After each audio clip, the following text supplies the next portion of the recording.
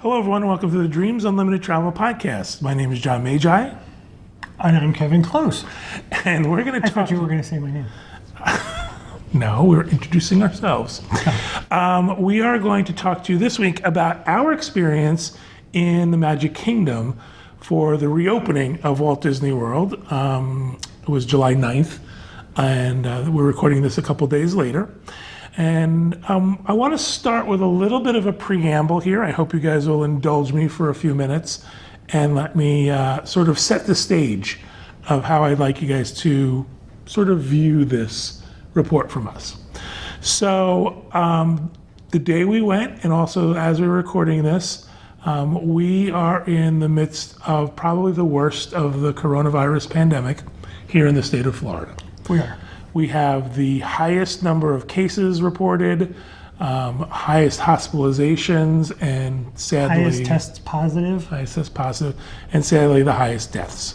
So we don't want to present this in a bubble. We don't want to present this in the idea that you should come to Walt Disney World. We also don't want to present it to the fact that you should not come to Walt Disney World. We're hoping that you take the information we give you and use your best judgment. You guys know this. This is not a surprise, but we are a travel agency, and our job is to try to sell you travel. And we want you to come to Walt Disney World, and we want you to book through us, and we want you to take trips all around the world. However, safety comes first. So first and foremost, always be safe. And second, do what's right for you and your family.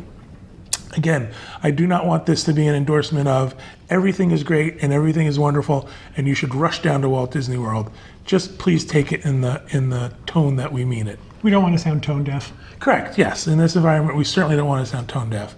Let me set the stage. The set the stage is that we're able to get reservations for the Magic Kingdom for July 9th, which was the first annual pass holder preview.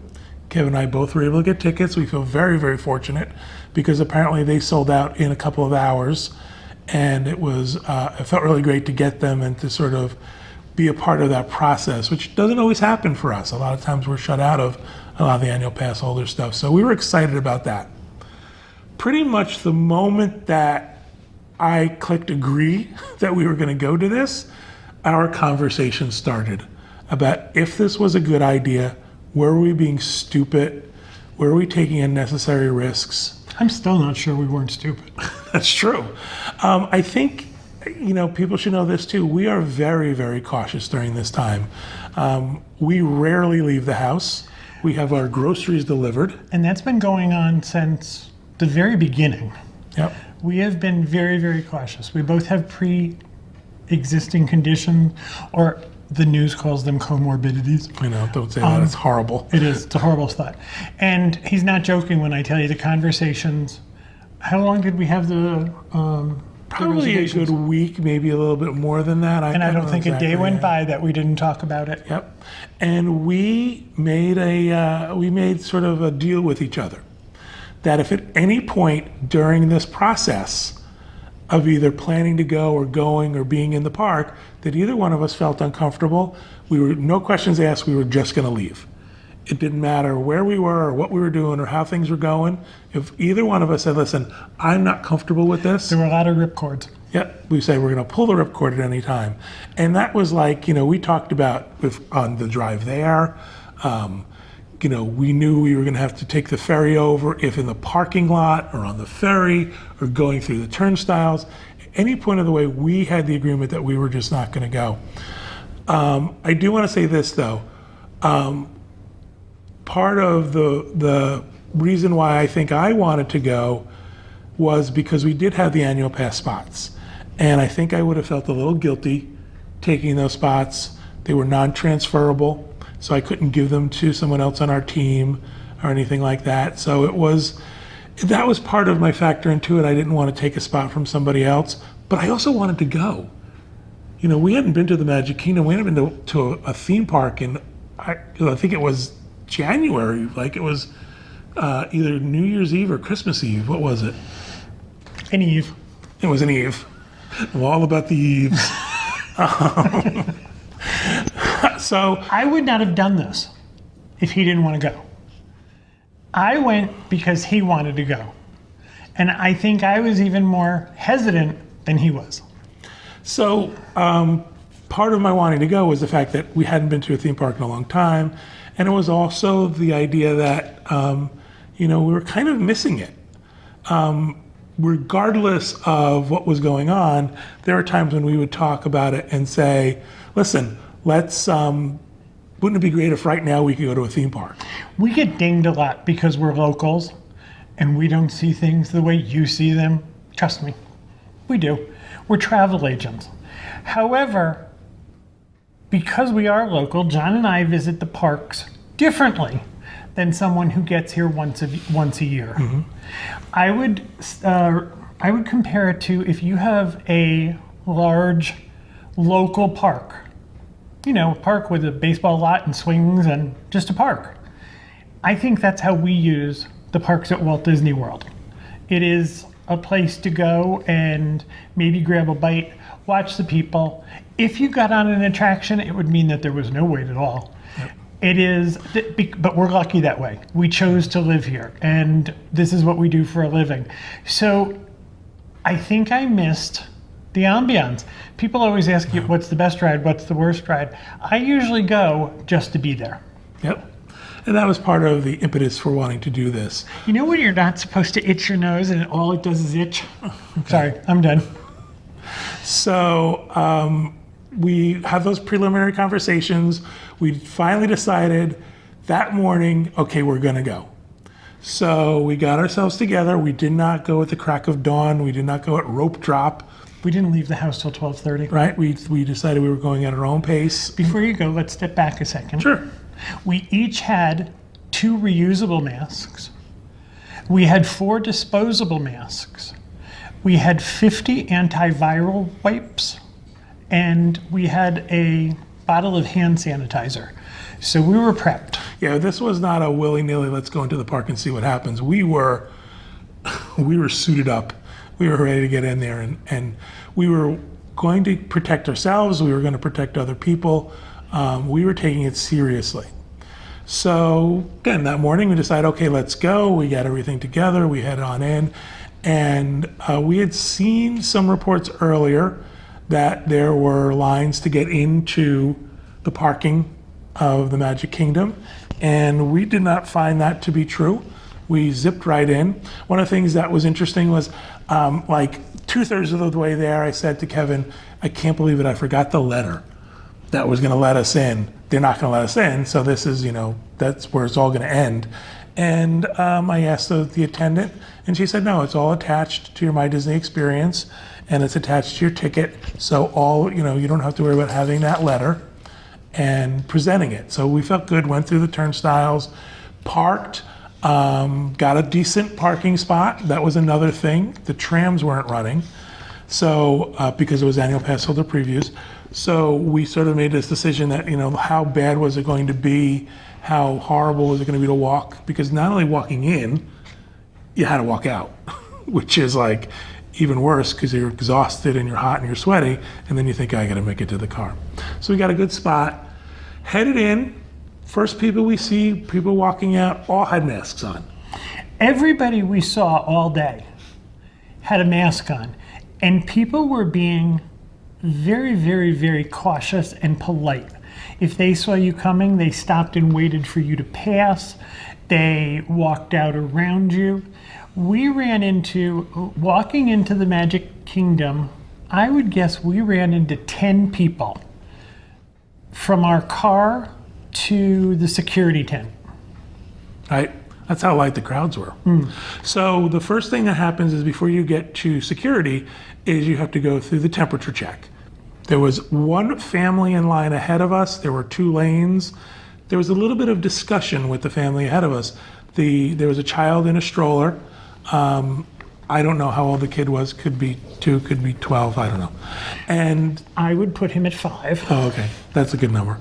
And they had a little chat and said, listen, he can't come in. You guys can't come in if he's not going to be wearing a mask. And the parents had a conversation with him. And during that time, the kid agreed and wore a mask. We walked through, had our temperature checked. Now, I should tell you that the people you come in contact with at this area, they are fully clothed.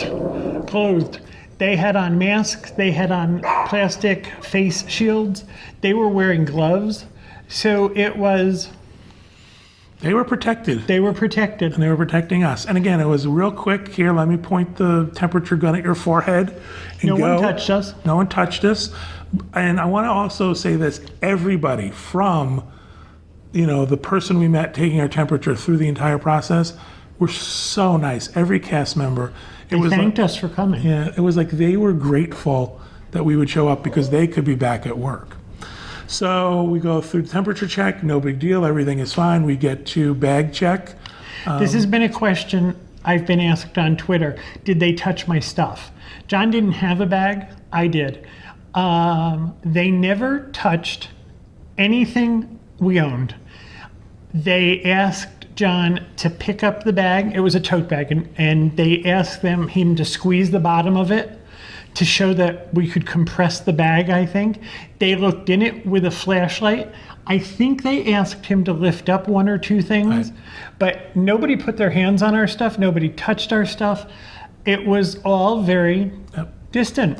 I emptied my pockets, put it in the bin. It went through. I went through the metal detector. I was in a scooter, so I got wanded.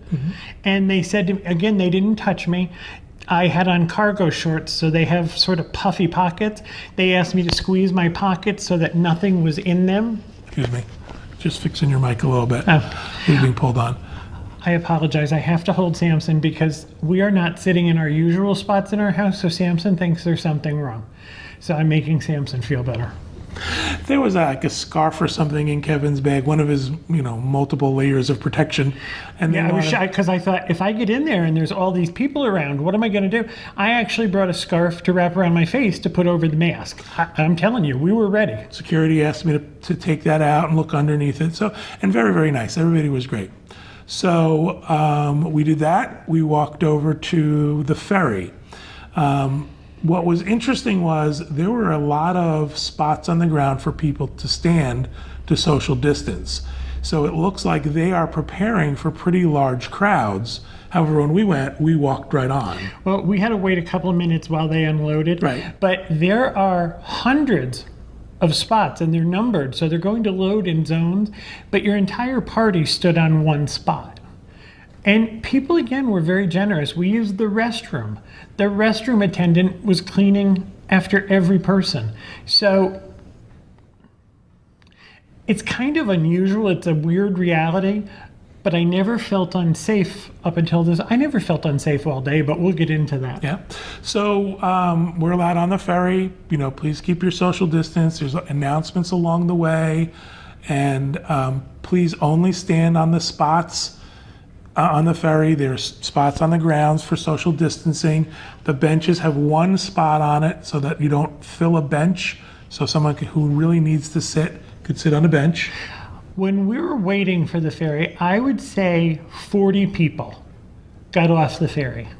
I counted getting on the ferry, and there were 13 of us. Oh, wow. Good for you. There were only 13 people on the ferry with us. That was going to the Magic Kingdom. I can't count that high, so I didn't bother.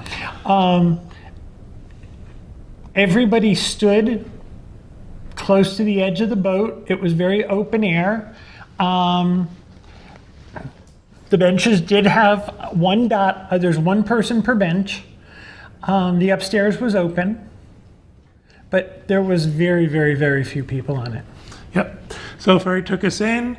We got to the gate. We got to the turnstiles. No finger on the biometric reader. You walked up to somebody and they had an iPad encased in a protective. Sorry, it just started to rain. In a protective coating, protective case. We didn't have magic bands. We don't usually wear our magic bands. So we gave them our annual pass. It was scanned. Go right in, no problem. And all they did was they held the iPad up against your annual pass. They never touched it, never took it from you. And there was no contact.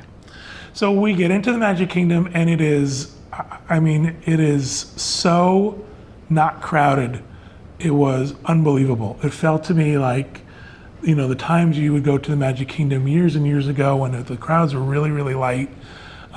There were people around for sure. There were people, a lot of standing on Main Street, taking pictures of the castle behind you. Obviously, that's, a big deal and a big moment for a lot of people. We did it, There were photo pass photographers out. Not all of the stores and not all of the restaurants were open, but there was not a lot of people, so it didn't feel like, oh my gosh, there's nothing to do or there's nothing. Now, I can tell you that just from, without research, this was just seeing it, Casey's was closed and the ice cream parlor was closed. The plaza was open and Starbucks was open. Right. So again, hardly any people. Everybody was really good. Everybody we saw had a mask on. Everybody was social distancing. We ran into listeners. We ran into podcast listeners. We ran into folks we know personally, clients who we've traveled with, clients who we consider friends. And I'll say that was the hardest part of the day for me. Yeah. It's really hard to you see somebody and your first reaction is give them a hug or, shake their hand or say hi and go up and interact with them. It's trying to remember to social distance when you run into those people that you know. Something I didn't even think about. You can't smile at people. Yeah. You actually have to be verbal, because I think I tend to just smile at people, kind of acknowledging them. And it's weird because no one can do that. Yeah, it's hard to get those visual cues on Right. somebody when you're wearing a mask. That didn't occur to me. It's also hard to communicate. Kevin and I were like, what? What are you saying? What? So it's really difficult to communicate with a mask on. And unless you are standing, like with John, unless I was standing close enough, I would say to him, I can't hear what you're saying. Right. So that was a challenge for sure. So one of the big questions was, how bad was it to wear a mask? Listen, we went in July in one of the hottest days. I'm sure it was like 98 degrees and 90% humidity. It was just a miserable day. It is not fun. It is not, woohoo, I can't wait to go and wear a mask. It just isn't fun. It's not pleasant. It's hot in the mask. My mask got sweaty after a couple hours. So I know, again, we had two, so we switched him out. yeah, so you've got to keep that in mind that, it's not fun. But again, I just want to say this. The weird thing was I got used to it. I was just going to say, if you're distracted and enjoying what you're doing, you stop thinking about it. If you sit there and you think, okay, this is bad, this is hot, I can't breathe, none of that. Once you were distracted by other people, I didn't even notice I was wearing it any longer. Right. We saw people without their masks, but they were sitting at tables outside the Plaza restaurant and they were eating. However, there was no one around them for 15 or 20 feet. Right. So we bought a soda in a bottle, and we did lower the mask to take sips of the soda, but that was it. Otherwise, I checked every person. Now, I can tell you, we were getting ready to leave, and it was hot. So we were sitting under the train station having a drink. I was actually charging my scooter for a minute. And we were eating popcorn. And we lowered our masks because there was no one in the train station except John and I. I'm going to guess there was nobody for 40 feet. Yeah. We were alone. And we were eating popcorn. And we had put the popcorn down and we're just talking, and someone from 20 feet away, a cast member, said, if you're not eating or drinking, you have to put the mask back on, even though you're the only ones here. Yeah. And again, we weren't trying to be rebels, but we thought, We thought we're alone. We're alone. We're in this big space and everything, and it at was this fine. point, if I have it, John's got it, Yeah. and vice versa. So it wasn't, and it wasn't a big deal. It wasn't like she was mean or nasty or we're going to throw you out of the park. She stated the rules, and we Yeah. thought, okay, Yeah, that's forgot. fine. That's great. One of the really cool things about the visit that we did was not only were the crowds super, super light, but as you'll probably see from other videos and other people reporting, Disney's not doing parades. They're not doing the traditional 3 o'clock, let's all line up, let's sit on the curb parade. They're doing these cavalcade of characters. Cavalcade. What did I say? Cavalcade.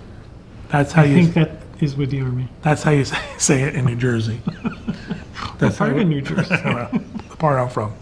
So they were doing these sort of what I called like pop-up parades. Yeah, there was no warning. There was no warning. All of a sudden, a float would go by and characters would go by.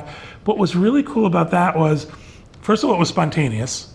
So it was like, oh, this is really great. Look where I am. And second, there wasn't enough time for somebody to sort of, or people to rush to a spot to see it, to get a picture, to do this sort of thing. It was really like, oh, I'm here and here's where I'm standing already, and it's passed me by, and it's a really cool experience. So I think Disney's really done a good job with that. It was fun. We got to see Merida on a horse. That was cool. I hadn't Yeah. seen that before. And yes, they've reused that mirrored castle float again. So that was a really great experience, and the fact that there's very few people in the park is a great experience. Now, one of the things that I do want to say is I don't know that once a resort's open and and Disney's open to all guests, that the park attendance levels will be the same that we saw for annual pass holder previews. It felt to me like there were like 300 people in the park. Yeah. And I have no facts or figures, but it felt empty. We've seen some reports from opening day, and the videos we've seen and everything does look like it's a little more crowded now. It doesn't look like it's that same big, empty, vast spaces. Kevin and I are not riders. We don't rush to rides. We don't have to get on anything. So we didn't do it this time.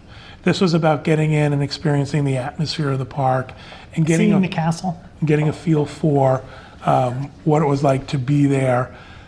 Again, I talked about this in Twitter. I said, listen, we saw folks wiping stuff down constantly, everybody wearing a mask, cast members all wearing masks.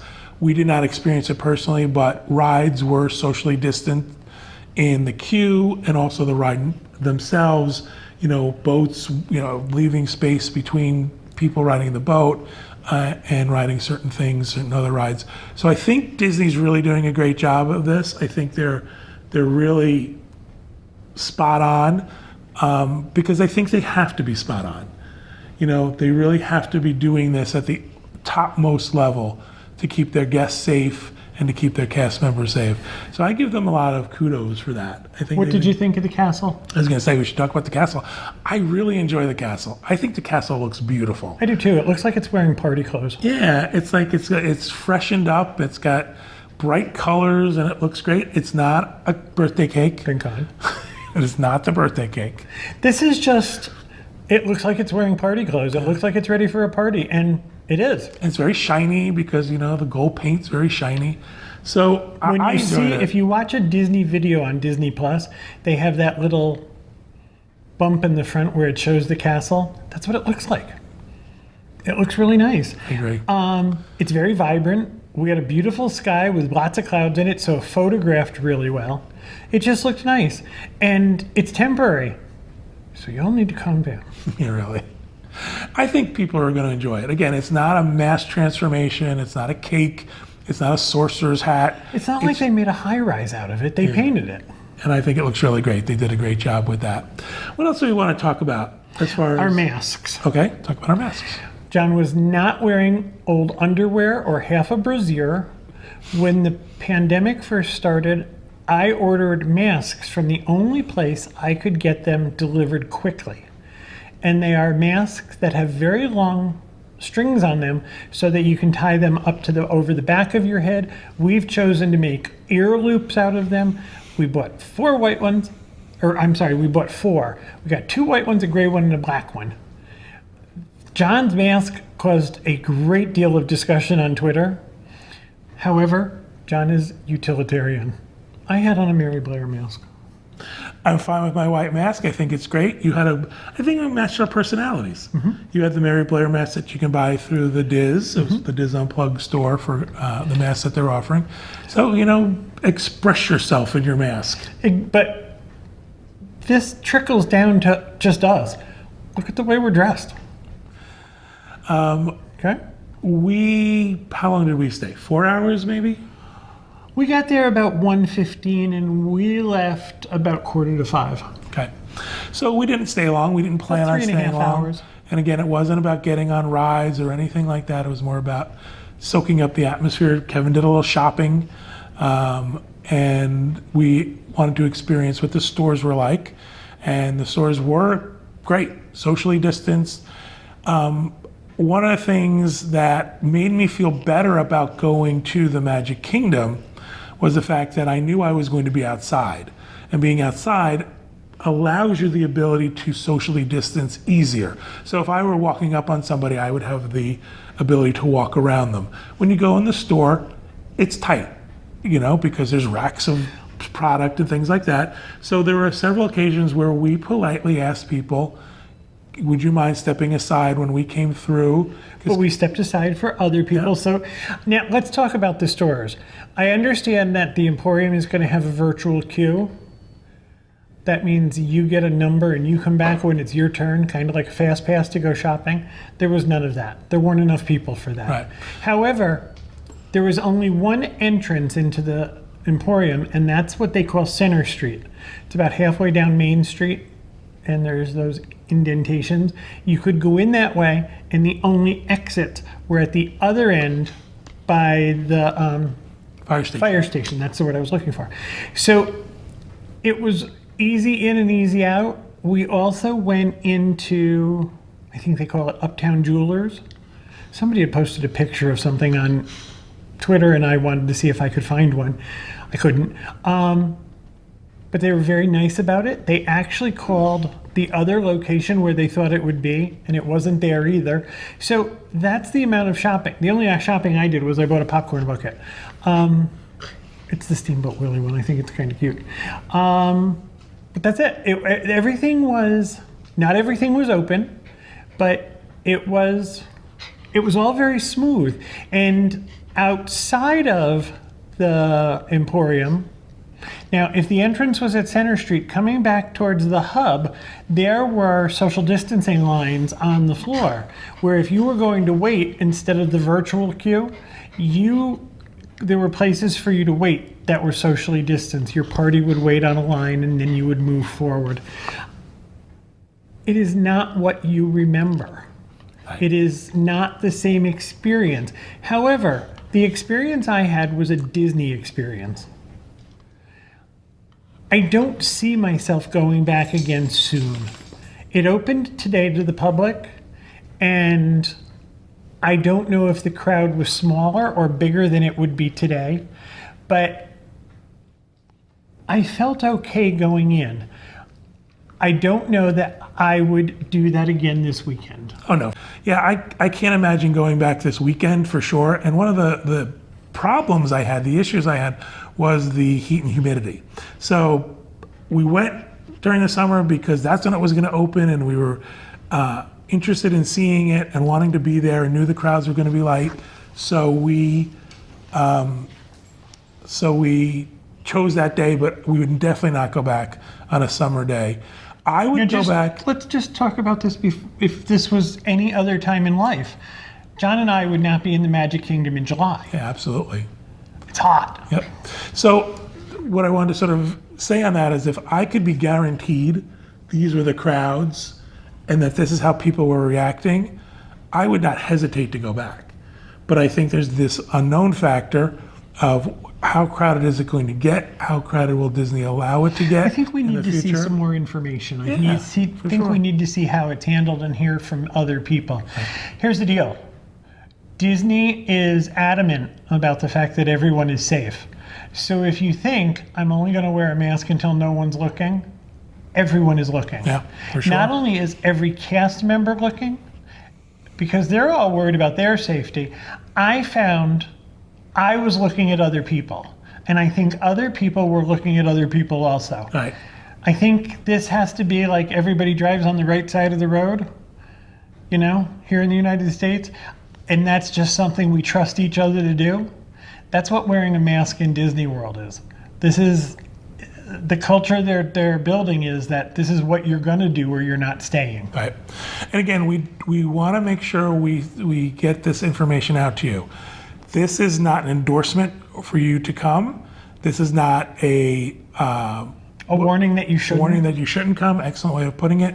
This is just our experience and our information. Everybody has to make their own decision, and everybody has to feel safe about going. After all the things that I've said, people were surprised that I was in the Magic Kingdom. As I said, I went because John wanted to go, but I also, we've said this before, and I don't mean to keep beating a dead horse, but John and I had enough discussions and decisions that I think had someone sneezed at the other end of Main Street, we would have left. It was, let's see if we feel comfortable before we tell other people that we felt comfortable. And as I said, we only stayed for 4 hours, but the fact that we were in the Magic Kingdom in July is really unusual. And the fact that we stayed for 4 hours, I think, says a lot. We had a good time, but we weren't rushing from ride to ride. We were moseying is what we were doing. Leaving was just as easy as arriving. You know, you get to the ferry and there's spots that you should stand. Count it again. Leaving on the, when the ferry pulled in, we had to wait for the ferry. Four people got off coming into the Magic. 4, I counted them. It was one family of 4 people. Imagine how cool that is. Right. They had the ferry to themselves. Yeah. As we were leaving, there were 9 of us. 9 of us got on the ferry for the trip back, and they were running 2 ferries. So I think to myself, they're running those boats back and forth for about 15 people maximum. And then, you know, we got to our car and everything was great. And again, I mentioned this, that Kevin and I are super safe. We are really taking every precaution. We get our food delivered. Most of the time, if we're going to go out, it's really just a quick run to get fast food or something like that, or something at the store. And we travel with antiviral wipes and hand sanitizer and masks. And I mean, like when things are delivered to our house, they're wiped down with Clorox wipes. That's hard to say. So we are doing... Like cavalcade. So the point I was getting to is the fact that we do our best to stay safe. So on the way home, we were already out and we needed a few things. So I said, okay, I'm going to run into Publix, our grocery store, and you stay in the car, I'm going to run into Publix. I felt safer from a coronavirus standpoint in the Magic Kingdom than I did in our Publix. And it's not that anybody was behaving badly. Everybody had a mask. Everybody was doing the right thing. But there were more people inside in a concentrated area. I felt safer going to the Magic Kingdom than I did going to our local store. And it wasn't that, I'm really sick now. It was just the sort of comparing the two experiences. So that's our experience in the Magic Kingdom. There's a lot of information out there. There's a lot of vlogs. There's a lot of people doing live shots from the Magic Kingdom. I know as a Disney fan that many of you are probably really itching to go and excited to go, and you can't wait for your trip. And I'm excited for you. Again, this is a personal decision. I would certainly not judge you if you went. I would not judge you if you decided not to go and wait. It's something that really you have to make for you and your family for themselves. Anything you want to add before we go? No, I think that's it. Again, I think John's right. This was... I like being right. This was about going to see how it would be, but also with thousands of walls up, thousands of hurdles that Disney had to jump over for us to be comfortable. And on that day, on Thursday, July 9th, they jumped over them. For sure. All right, so we hope you make your own decision. We hope if you decide to go, you have a great time. If you decide to wait, great too. Either way, we hope you book with Dreams Unlimited Travel. Look up at that thing. www.dreams, up there. I see. www.dreamsunlimitedtravel.com. We have a ring light. It makes us look pretty, and that's the reflection. People have asked about that. Excellent. All right. Thank you, everybody at home, for listening and watching. We truly appreciate it. And I'm excited to say this because Walt Disney World's open. Before we go, I almost forgot. I want to give you some more information. I was almost going to end the show and I almost forgot. For those of you who don't already know, Walt Disney World is accepting reservations, resort, package, and ticket only for 2020 and 2021.